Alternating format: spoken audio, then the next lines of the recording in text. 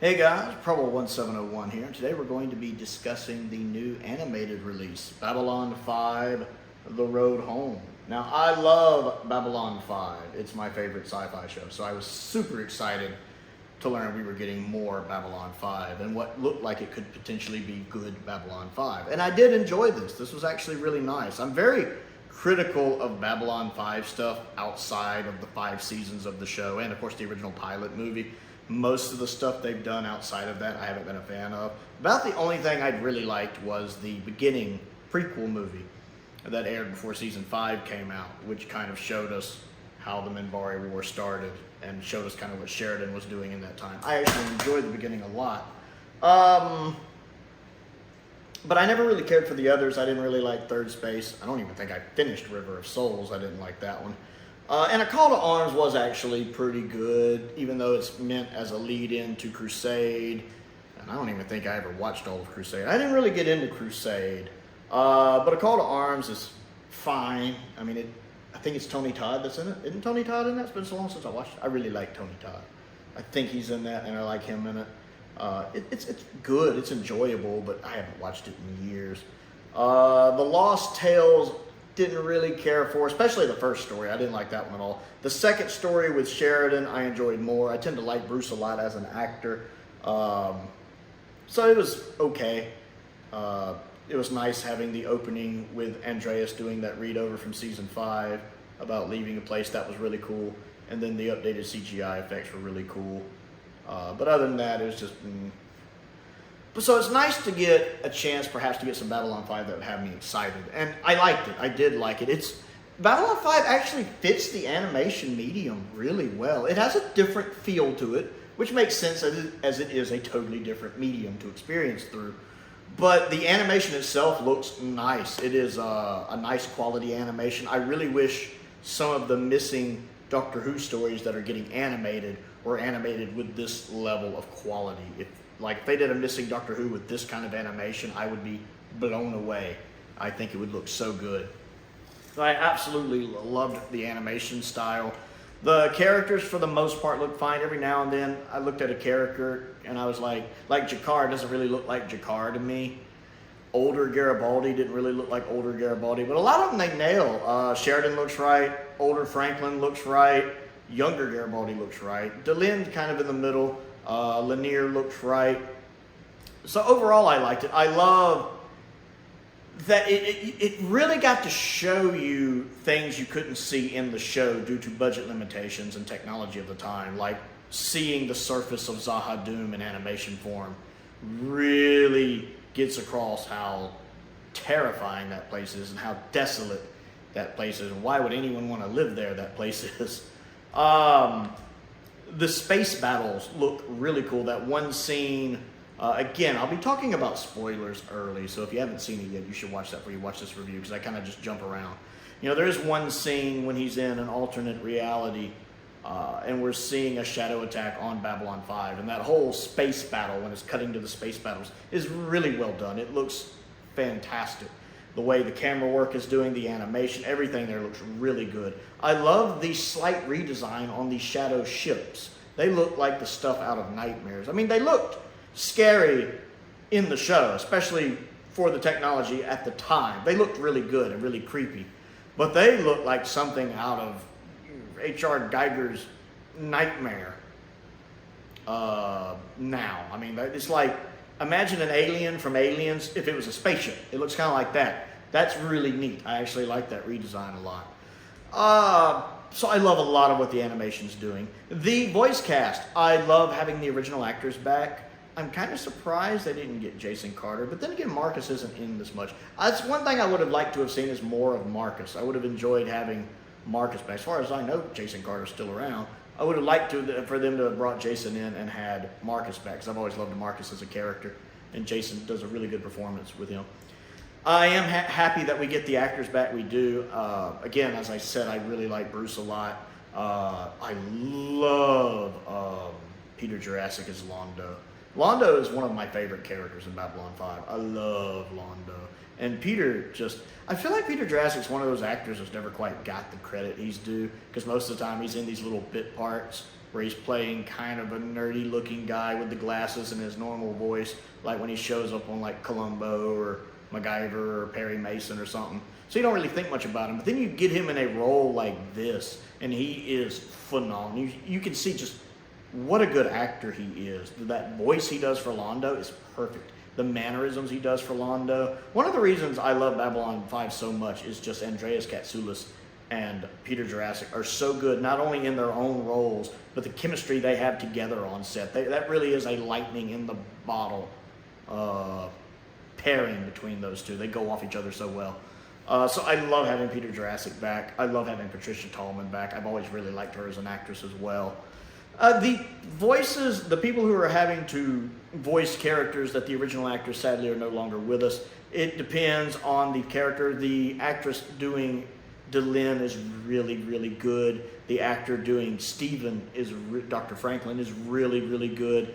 But then you have like Jakar doesn't quite sound right to me. I adjust to it, especially at the end when he's talking to kind of the image of Jakar at the rim, because that speech goes on for a while. It kind of starts clicking in my head more, but it took me a while to get used to that. Part of that's because the animation just doesn't look like Jakar to me, to be honest. That is one of the problems with the animation is Jakar. But the voice doesn't quite work for me. It's very obviously not Andreas Katsoulis, but it grows on me. Same thing with Garibaldi. When Garibaldi first shows up, I didn't even realize that was Garibaldi until he mentions it. I'm like, oh, that's Garibaldi. But by the end of it, it was sounding more like Garibaldi, which more like Jeffrey Doyle. So I kind of clicked with it a little better. Well, one that bothered me the most was Zathras, because I love Zathras. Oh, I love Zathras. I do. Not just Zathras, but also Zathras. And it's neat how they use Zathras in the story because it makes sense for him to be there. But the voice never quite sounds right. It sounds like a fan doing a Zathras impersonation. Even if I hadn't known Tim had passed away, I would have just figured it was either not Tim or else Tim just hadn't done the role in so long that he wasn't doing it 100% the same. I would have assumed one of those two things. Zathras still has some funny parts in this one. He's like, I love when Sheridan and Lockley go down to Epsilon 3 and Lockley's excited. Oh, I can't wait to meet him. I'm kind of excited. And then she actually meets him and he's the one. And she tries to butt in. He's like, not the one. Walks off. That's hilarious. And then she's just like, can I punch him? Just once. That's the effect Zathras has on people. I don't remember Sheridan being quite so annoyed with Zathras. That doesn't quite work for me. It is kind of funny though. He's like, well, I can either have him come up here or go down. Oh, they both sound equally aggravating. Feeling this little pulse behind my lip. That is kind of funny. The bit with all of the Zathrases, it feels a little off. I mean, it's funny when you walk down there and there's just all the Zathras. The Zathrai. I mean, it's on one hand it's funny. On the other hand, when you think about it, it makes no sense. I call this the Rise of Skywalker syndrome, where it's doing things in the story where it doesn't make sense, but then it does something to distract you from that. This doesn't make any. Ooh, there's Londo. Well, this is kind of dumb. Ooh, there's Wedge. Kind of like that here. Well, this doesn't make any sense, but at least it's really funny.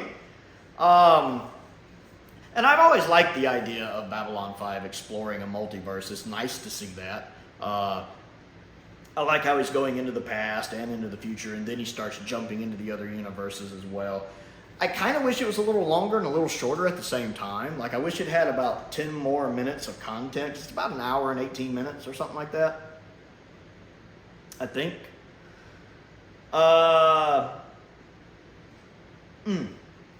But on the other hand, there are segments that are really too long, like that when it does that panning shot of all of the switches Sheridan has to throw to self-destruct the station. That's way too long. I'm sitting there going,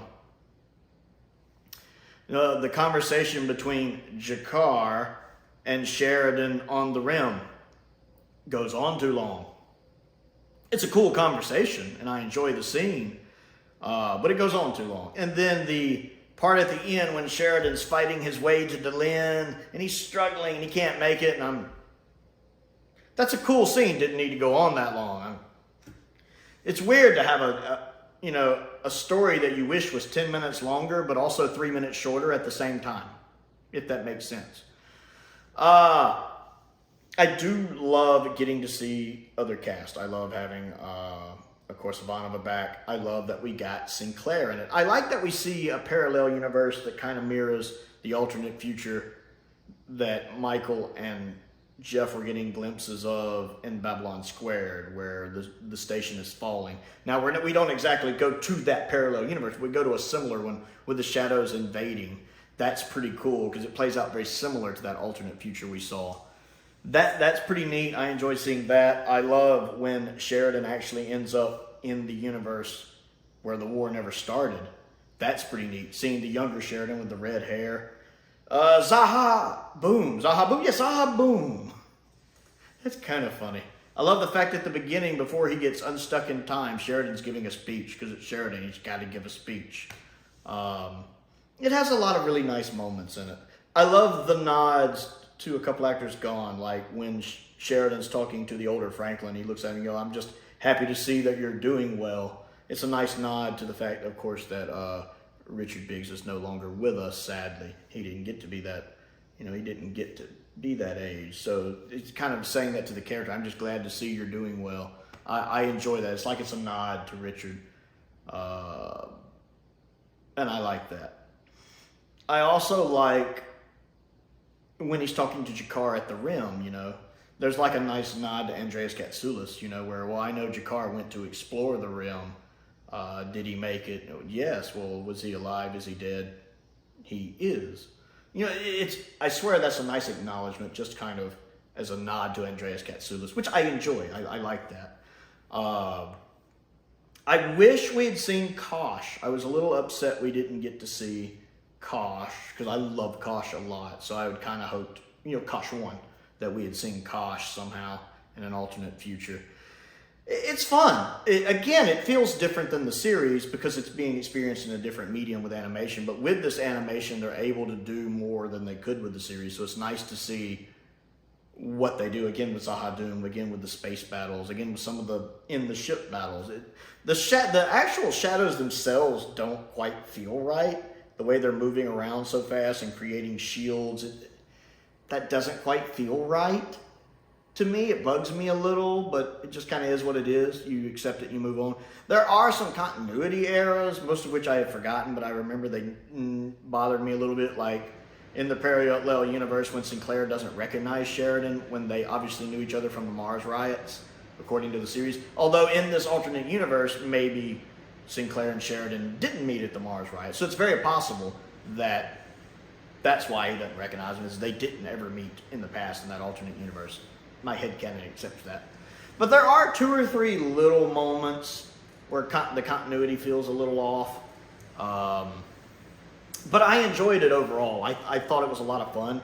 It's the first time I've gotten some new Babylon 5 in a long time where I've been really excited about it, and I did enjoy it. I love the fact that the ending of the episode is in the Shadow War Never Happened universe, after Sheridan and Delenn go back to the Prime universe, let's call it. I enjoy that, and you get the kind of last scene with everyone. I love Londo and Jakar talking I love Londo when he sees Steven and him and Jakar are bickering, and he's like, yes, doctor. I have this disgusting growth I need removed, if you could. It's standing right next to me. And he points to Jakar. Because that is the kind of bickering they have, the kind of playful bickering they do toward the end of the series.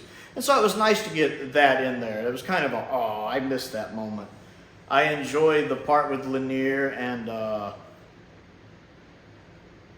Patricia Tallman, Lita, when he's trying to get her to guess the cards. That's funny. It doesn't quite feel right for Lanier, but maybe it's right for that universe version of Lanier. And I did find it amusing, especially Lita just being like, So, I enjoyed it. I thought it was really, really good. It'll probably be a while before I watch it again, but I did enjoy it. And it was always nice to see Zothras again. Not Zothras, Zothras. Just want to make that distinction. They do that Zothras joke a little too much. I mean, it's a funny joke, but they do it a little too much. I get why, though. That scene between Zothras, not to be mistaken with Zothras, and Susan in the series, like season 4, I think it was, is one of my favorite moments in the whole show. I love that scene. I just loved Tim as Zothras. He was so good in that role. So I really enjoyed it. I want to know what you think and if you're excited about the upcoming Blu-ray release of the series. This is a great appetizer for the Blu-ray release of the series. I will definitely be getting that. I wonder if it's the master that was used for HBO Max or a new remaster. I suspect the former, but I hope the latter. So comment down below and let me know what you think of Babylon 5, The Road Home, whether you liked it or not, and what you liked about it if you did. Other things to do, don't forget to click the like button and the subscribe button. That helps me out, and I certainly appreciate it. I also have acid reflux. I also have a Patreon if you would like to support me on that. There's a link to that down in the description below. I want to give a shout out to some of my top tier patrons, Stephen Crane, Colin Coney, and Finn Perkins. I appreciate their support, as I do the support of all of my patrons. I also have YouTube memberships now available. I have joined the YouTube Partners program if you would like to join that and get access to other exclusive perks, several different levels there to look at. I have a P.O. box if there's anything you'd like to send me to look at and review, and a link to my Amazon wish list is down there as well. Most importantly, thank you for watching.